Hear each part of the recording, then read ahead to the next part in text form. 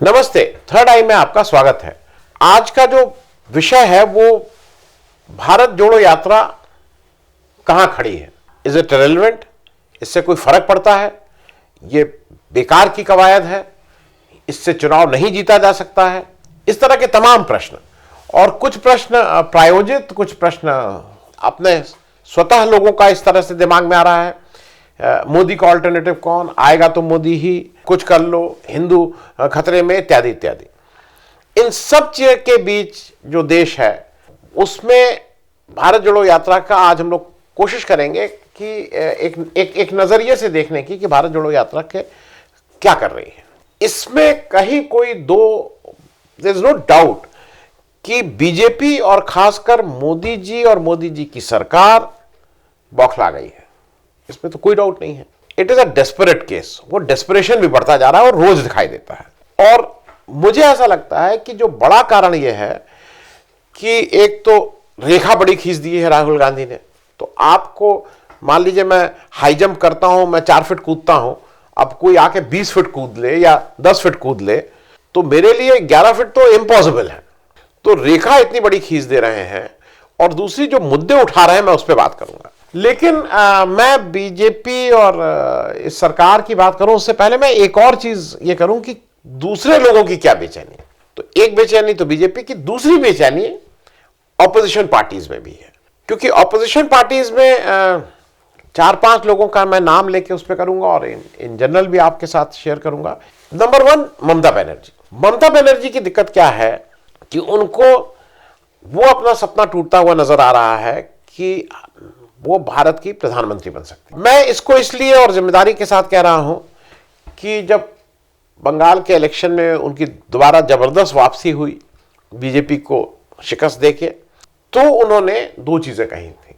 उनका एक बहुत इंपॉर्टेंट कहना था कि अब यूपीए की कोई रेलेवेंस नहीं है। यूपीए और मतलब मुख्य रूप से कांग्रेस के भी उसको एंकर करती है यूपीए को। और उन्होंने एक थर्ड फ्रंट की, दूसरी बात उन्होंने एक थर्ड फ्रंट की बात भी कही थी। और सिर्फ यही नहीं था, प्रशांत किशोर जी जो उस समय उनके एडवाइजर, कंसल्टेंट, सलाहकार जो भी कह लीजिए थे, उन्होंने सार्वजनिक रूप से उनका बयान भी है और यह कहा गया था कि अब मैं ममता बनर्जी जी को नेशनल पॉलिटिक्स में कैसे उनका आगे बढ़ेंगी उस पर काम कर रहा हूं। ये भी था। तीसरा, अगर आपको याद हो तो जो काम प्रशांत किशोर जी और तृणमूल कांग्रेस और ममता बनर्जी जी ने करना शुरू किया, उन्होंने बहुत से लोगों को कांग्रेस से तृणमूल कांग्रेस में लाने की कवायद शुरू की। त्रिपुरा में वो सुष्मिता देव जी को लाई। संतोष मोहन देव बड़े नेता थे, उनकी लड़की हैं, महिला कांग्रेस की अध्यक्ष थी, उनको तोड़ के लाया गया। वो उत्तर प्रदेश में ललितेश्वर पति त्रिपाठी हैं, कमलापति जी के पौत्र हैं, उनको तोड़ के लाया गया। गोवा के पूर्व मुख्यमंत्री थे, उनको तोड़ के लाया गया। इस तरह से कुछ कुछ राज्यों में कांग्रेस के इंपॉर्टेंट लोगों को तोड़ के लाया गया। उन्होंने बीजेपी या किसी पे हाथ नहीं डाला, उन्होंने कांग्रेस के लोगों को तोड़ना शुरू किया, जो भी उनकी स्ट्रेटेजी रही हो, जो भी प्रशांत किशोर को लगता हो। उसके बाद अगर आपको याद हो, प्रशांत किशोर साहब उनके दूत बन के ही नहीं गए, ये खुद भी गई बंबई और उन्होंने शरद पवार जी से मतलब बातचीत हुई। फिर आपको अगर याद हो तो एक प्रशांत किशोर जी और के प्रॉम्प्ट पे एक दिल्ली में शरद पवार जी के घर पे एक ऑपोजिशन की मीटिंग रखी गई, लेकिन ऐसा कुछ हुआ नहीं। और दिल्ली में और बंबई में भी उनको बहुत साफ स्पष्ट संदेश शिवसेना और एनसीपी से मिल गया कि इस तरह की कवायद बिना कांग्रेस के नहीं संभव है। तो वो उनका जो एक सपना था वो थोड़ा कम हुआ।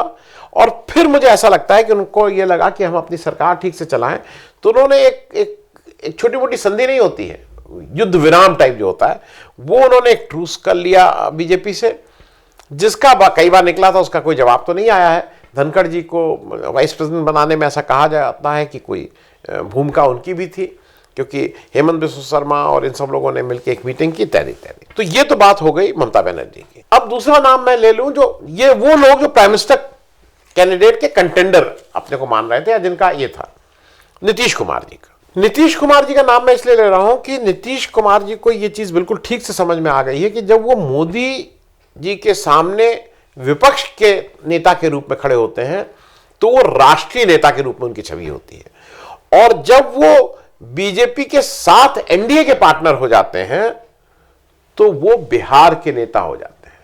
और बिहार में भी पार्टी की दृष्टि से तीसरी पार्टी के नेता होते हैं। आज तक बिहार में नीतीश जी का जनता दल यू या समता पार्टी पूरी मेजॉरिटी खुद नहीं ले आ पाया है। मैं इसको इसलिए कह रहा हूं कि नीतीश जी सोलो प्लेयर नहीं है चुनाव के, उनको गठबंधन चाहिए, उनको किसी ना किसी के साथ सीट एडजस्टमेंट चाहिए, लेकिन एक्सीलेंट गठबंधन प्लेयर है। एक्सीलेंट मैं इसलिए बोल रहा हूं कि 89 से जब वो पहली बार मंत्री बने तब से आज तक जो सरकारें चलाई उन्होंने या सरकार के पार्टी रहे, बहुत अच्छा चलाया, इसमें कहीं कोई दो राय नहीं। अब एक चीज समझ लीजिए, एक पार्टी जो उनसे 75-80 एक एमएलए 45 एमएलए आपके, लेकिन आप मुख्यमंत्री बने हुए हैं। नीतीश जी ने अब सार्वजनिक तौर पे ये कह चुके हैं कि आने वाले समय में राज्य की बागडोर अब तेजस्वी जी के हाथ में जाएगी, और वो अपने को राष्ट्रीय रोल में शायद ज्यादा देख रहे हैं जितना मैं समझता हूं उनको। और एक चीज और समझ में आती है कि अगर वो राष्ट्रीय रोल में कहीं अपने को नेशनल नेतृत्व की बात कर रहे हैं तो वो यूपीए के साथ अलाइन होकर ही हो सकता है। थर्ड फ्रंट में वो प्रोमिनेंस कभी नहीं मिलेगी, क्योंकि एक तो कांग्रेस के साथ वो सरकार भी चला रहे हैं बिहार में, तो उसका नेचुरल जो हुआ है, तो मुझे नहीं लगता है कि नीतीश जी आज की तारीख में, क्योंकि एक चीज और समझ लीजिए, जिस विपक्ष की बात कर रहे हैं ना, थर्ड फ्रंट ममता जी भी कहती हैं, सब लोग कहते हैं। ममता बनर्जी ने नीतीश जी को बुलाया था क्या जब चुनाव हो रहा था बंगाल में, केसीआर ने बुलाया था तेलंगाना में, स्टालिन ने बुलाया था डीएमके वाले स्टालिन साहब ने तमिलनाडु में, जगन रेड्डी ने बुलाया था आंध्र प्रदेश में, नवीन पटनायक ने उड़ीसा बुलाया था, अखिलेश यादव ने उत्तर प्रदेश बुलाया था, अरविंद केजरीवाल ने पंजाब बुलाया था। आपको ये होता कि आपको सब लोग बुला रहे हैं कि आप आइए और भाषण, अरे भाई आपकी इज्जत आपके पास, आप आज विपक्ष में हैं तो आप राष्ट्रीय नेतृत्व तो आपका माना जा रहा है। अब मैं तीसरी बात कर लूं केसीआर की, तेलंगाना के हैं, उनका एक पुराना वीडियो इसलिए दिखा दे रहा हूं कि उन्होंने अपनी स्थिति, मेरे ख्याल में उनकी क्लैरिटी है कि वो क्या करना है, वो बिल्कुल स्पष्ट है। तेलंगाना की राजनीति में उनका जो विपक्षी नंबर 1, जो प्रतिद्वंदी नंबर 1 जिससे उनको इलेक्शन लड़ना है, वो कांग्रेस है। लेकिन जब बात दिल्ली की आती है तो वो बिल्कुल स्पष्ट है कि वहां पे किसी भी हालत में किसी भी तरह से वो बीजेपी के साथ नहीं जाएंगे, और अगर उनके उससे प्रधानमंत्री कांग्रेस के राहुल गांधी, सोनिया गांधी, वो साफ साफ ये आप खुद ही देख लीजिएगा, इसलिए केसीआर की बात ने अपनी पोजीशन बहुत स्पष्ट की हुई है। So, sir, you must be a very satisfied man. You've created Telangana. Your name is forever in history. Is it the end of the road or the beginning of the road for you? It's two-way pronunciation because I feel I'm a blessed man that I could accomplish my moment in my lifetime. Huge. I have touched the goal. I'm a very satisfied, very happy man. One thing is for sure, I can certainly say it, because I can't lie to anybody. I have some good regards for Sonia Gandhi. Definitely, I have to say that. Because of her initiative only Telangana became possible. I am openly saying it. She was the main reason behind formation of Telangana. But the second rung leaders after Sonia Gandhi, they played the spoil sport. When you talk about Sonia Gandhi, you almost get emotional. Certainly. She is the reason behind it. Because I cannot lie to my own conscience. And Rahul, has he got the pulse of Telangana? Rahul is, of course, still yet to mature. He cannot be compared to Sonia ji. And so in your campaign, who's your main political opponent? Party-wise? No, finally, the fight will be in between TRS and Congress only. Congress. So if Mr. Modi asks you, please come and support us at the center, We won't support. no question. No question. Just like you said no to Mr. Modi, if Rahul needs your support to form a government, would you say okay to Rahul Gandhi? 100%. If he becomes Prime Minister with my support, 100% I'll be the first person to support. So it's quite tough. On the ground, your main opponent is the Congress, but actually there is an underlying alliance also. It's a critical situation. What should I do? Yes. It's the Congress who lost the whole That's thing. politics. That's politics. I can't help it. Kejriwal ji तो साथ नहीं आएंगे क्योंकि primarily वो team player नहीं है और उनको गठबंधन में थोड़ा एडजस्टमेंट आज तक नहीं देखा गया है उनको गठबंधन के पॉलिटिक्स करते हुए। अखिलेश यादव जी अभी ऐसा इंडिकेशन दे रहे हैं कि वो इसमें नहीं है, वो उनका ये है कि वो उत्तर प्रदेश के सबसे बड़े राज्य से आ रहे हैं, लेकिन उनके पास एक लंबा समय भी है। अगर वो विपक्ष के साथ नहीं रहेंगे तो वो कहाँ जाएंगे, ये अखिलेश यादव जी को सोचना होगा, क्योंकि मुलायम सिंह यादव जी बहुत कद्दावर नेता होने के बाद भी एक बार प्राइम मिनिस्टर की कुर्सी आते आते रह गई थी। ये मैं इसलिए कह रहा हूं कि अखिलेश यादव जी को एक टीम प्लेयर बनने में अभी समय लगेगा। अब बात कर लें बीजेपी की परेशानी की। देखिए, परेशानी क्या है बीजेपी और भारत जोड़ो यात्रा से क्यों परेशानी हो रही है? क्योंकि बीजेपी का जो टोटल सोच है, जो टोटल नैरेटिव है, जो टोटल समझ है, वो केवल चुनाव है। चुनाव कैसे जीतना है, अगर हार गए तो कैसे उसको सरकार गिराना है, कैसे एमएलए खरीदने हैं, कैसे मंत्री तोड़ने, इत्यादि इत्यादि। राहुल गांधी जो चैलेंज वो कर रहे हैं, राहुल गांधी चुनाव की बात ही नहीं करते। राहुल गांधी अपनी सारी प्रेस कॉन्फ्रेंस सारी जगह बात कर रहे हैं, वो चुनाव छोड़ के सारी बात करते हैं। ही डजंट टॉक ऑफ चुनाव। अब ये जरा मुश्किल हो जा रहा है बीजेपी के लिए कि इसको कैसे काउंटर करें। दूसरा, बीजेपी का जो सबसे बड़ा हथौड़ा कह लीजिए, सबसे बड़ा हथियार कह लीजिए, जो सबसे बड़ी तोप थी बीजेपी के पास, वो था गांधी परिवारवाद, गांधी का परिवारवाद। कांग्रेस में गांधी का परिवारवाद वो खत्म हो गया। खड़गे जी अध्यक्ष बन गए। राहुल गांधी कहते हैं कि इलेक्शन की बात करनी है, टिकट की बात करनी है तो खड़गे जी से करिए, विचारधारा की बात करनी है तो मुझसे करिए। तो वो अब उसको कुछ भी कहते रहे, और रिमोट से चलना है, फलाना से चलना है, लेकिन वो बात चिपकती नहीं है। तीसरी, राहुल गांधी पहले भी एक्शन कर रहे थे, लेकिन जैसे होता है ना, किसी समय किसी का जब लोग उस नजरिए से देखने लगते हैं, जब नजरिया बदलता है तो बहुत सी चीजें ठीक दिखने लगती हैं। अटल जी की समाधि पर जाना पर उन्होंने कई संदेश दिए। एक तो उनको जो मुझे लगा कि जाके उन्होंने एक चीज ये किया कि लोकतंत्र है, मल्टी पार्टी है, बीजेपी की सरकार है कहीं है, लेकिन हम एक दूसरे लीडर की रिस्पेक्ट करते हैं। वो बार बार स्पष्ट किए, वो बीजेपी मुक्त भारत की बात नहीं करते हैं।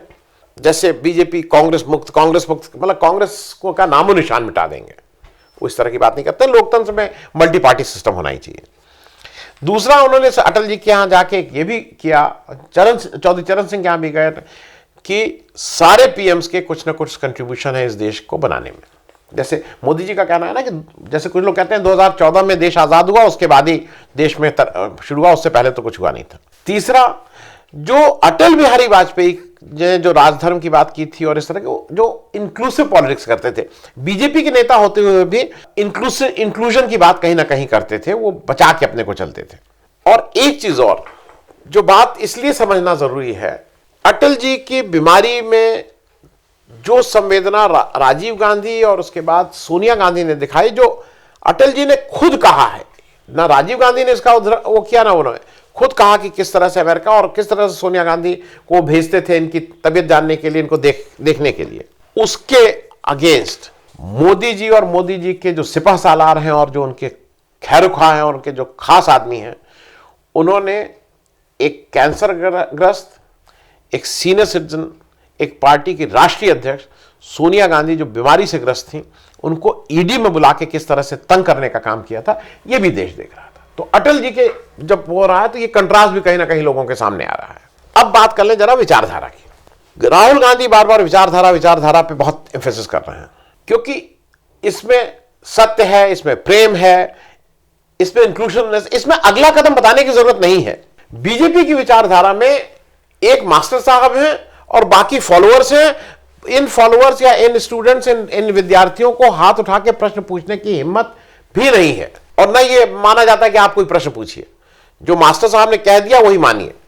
तो ये फर्क है विचारधारा में। अलग अलग तरह के लोग आ सकते हैं। आज G23 में गुलाम नबी आजाद छोड़ के चले गए, बाकी लोग आज फिर वही हैं वापस। तो विचारधारा में तो इस तरह की बात होगी ही होगी। और एक मुझे बात ये लगती है, मैं आज भी मानता हूं, जिसको बीजेपी के बहुत से लोग डायरेक्टली इनडायरेक्टली उसको गाली देते हैं, उस तरह के जो गाली देता है उसको अच्छे पदों पे बिठाते हैं, उसको एमपी का टिकट देते हैं, उसको एमपी बनाते हैं। मैं महात्मा गांधी की बात कर रहा हूं। महात्मा गांधी जब लौटे लंदन से और उसका साउथ अफ्रीका से, सक्सेसफुल वकील थे, ज्यादा पैसा कमाते थे, तो उन्होंने सूट बूट का त्याग किया था। उन्होंने सूट बूट छोड़ा था, उन्होंने लंगोटी पहनी थी, उन्होंने एक धोती में चलते थे, आम आदमी के साथ अपने को करते थे। आम आदमी को कैसे सर्दी लगती है, कैसे गर्मी लगती है, कैसे होता, उसको उन्होंने सहा था। मैं ये तो नहीं कहूंगा, क्योंकि ये बात महात्मा गांधी तो नहीं है राहुल गांधी, लेकिन राहुल गांधी जो टी शर्ट पहन के चल रहे हैं, उस पर दो चीजें मैं कहूंगा। एक तो उनकी शारीरिक क्षमता। आप कुछ कह लीजिए कि मैं हिमालय की कंदराओं में मैंने 15 साल बिताए और मैं वहां चला गया और मैं एवरेस्ट पे वो चला गया, सामने नहीं देखा। जो व्यक्ति फोटो खिंचवाने का इतना शौकीन हो, उसकी कहीं आपने फोटो देखी है कि हिमालय की कंदराओं में अकेले? फोटो अभी खींच रही हैं। दूसरा, जो राहुल गांधी कर रहे हैं वो अगर टी शर्ट पहन के चल रहे हैं तो इस समय देश के उस कांपते ठिठुरते असहाय गरीब आदमी के साथ अपने को ज्यादा बेहतर कनेक्ट कर रहे हैं बनिस्बत उन मोदी जी के जो दिन में 7-8 बार कपड़े बदलते हैं और अपने को फकीर बोलते हैं। ये भी उनके लिए एक लाइबिलिटी हो गया। अब वो कपड़े ना बदले तो दिक्कत, कपड़े बदले, अब कपड़े बदलने की तो आदत है। तो मेरे ख्याल में राहुल गांधी की ये जो एक कंट्रास्ट है, ये इनडायरेक्टली कहीं ना कहीं कोई बहुत बड़ी मैसेज कह रही है। और मुझे एक चीज और लगती है कि राहुल गांधी भारत की जो मूल भावना है, जो जिसके लिए देश जाना जाता है, जिसके लिए हम फख्र करते हैं, जो भाईचारा है, जो टॉलरेंस है, जो यूनिटी इन डाइवर्सिटी की बात करती है, उसको शायद रिप्रेजेंट बेहतर कर रहे हैं। भारत के भूभाग में रहने वाले, देखिए एक चीज और समझिए, जब देश का बंटवारा हुआ तो देश के जो अल्पसंख्यक मुस्लिम थे उसमें मेजॉरिटी हिंदुस्तान में रह गए थे। जो मैं उनकी बात कर रहा हूं जो यहां से वहां शिफ्ट हुए, जिन लोगों ने मतलब जैसे हिंदू पाकिस्तान से हिंदुस्तान आए, भारत से या हिंदुस्तान से जो मुसलमान पाकिस्तान गए, इस समय के भारत में जो मुसलमान पाकिस्तान गए उनसे ज्यादा बड़ी संख्या के मेजॉरिटी जो मुसलमान थी, कुछ लोग कहते हैं करीब 75% तक मुसलमानों ने इस भारत को ही अपना देश माना था, बाई चॉइस यहां रहे और उनको 2014 तक यहां रहने में कोई दिक्कत नहीं थी। बीच बीच में 2002 गोधरा और ये सब आता रहता था, 1992 का वो सब आता रहता था, लेकिन बाई एंड लार्ज समाज नहीं बटा था। और ये मैं इसलिए कह रहा हूं कि ये समाज बांटने का काम 2014 के बाद शुरू हुआ है। 2014 से पहले हिंदू धर्म भी खतरे में नहीं था, हिंदू धर्म खतरे में अब आया है। इस चीज में भारत जोड़ो यात्रा का क्या फायदा है? चुनाव में यहां होगा, उनको भारत जोड़ो यात्रा को गुजरात से ले चलना चाहिए था और अगली यात्रा कहां करेंगे, यहां स्ट्रेंथ है। मेरे ख्याल में ये बातें अभी शायद उस यात्रा जिस स्केल पे है, जहां पे चल रही है, उसमें बेमानी है। मैं अभी भी मानता हूं, हो सकता है अगले चुनाव में कांग्रेस को 52 की जगह 5 सीटें आए, लेकिन देश के लोकतंत्र में, देश के आवाम के लिए अगर किसी व्यक्ति ने ये हिम्मत की है कि पैदल चल के आम आदमी के आंसू पोंछने का काम किया है, तो सीटें चाहे 50 आए और चाहे 5 आए, उसका कोई बहुत अर्थ मेरी नजर में भी नहीं रह जाता है। वो कोई इसके लिए, या मेरे ख्याल में इस यात्रा का उद्देश्य है भी नहीं। वो लोग कहेंगे कांग्रेस पार्टी है, वो है, मैं कहां की बात कर रहा हूं, नहीं, देश हरदम ऐसे चला है। जेपी ने जब अपना मूवमेंट चलाया था तो कोई पार्टी के इतनी सीटें आएंगी इसलिए नहीं चलाया था। गांधी हो चाहे, ये विचारधारा की बात है। और देश आज जिस जगह खड़ा है, जहां एक तरफ नफरत, एक दूसरे के प्रति किस तरह के वैमनस्य के बीज बोए जा रहे हैं, और एक तरफ कम से कम एक व्यक्ति ने इंक्लूसिवनेस की बात की है, भाईचारे की बात की है, प्रेम की बात की है, ये बड़ी बात है। और मुझे लगता है भारत जोड़ो यात्रा इसमें कम से कम सफल रही है। अब उसको आगे चलने देंगे, नहीं चलने देंगे, गिरफ्तार कर लेंगे, क्या कर देंगे, वो अलग बात है, लेकिन उसका जो बेसिक प्रयोजन था वो उस हिसाब से मुझे ये लगता है कि वो यात्रा सफल रही है। बहुत बहुत धन्यवाद। Thank you so much.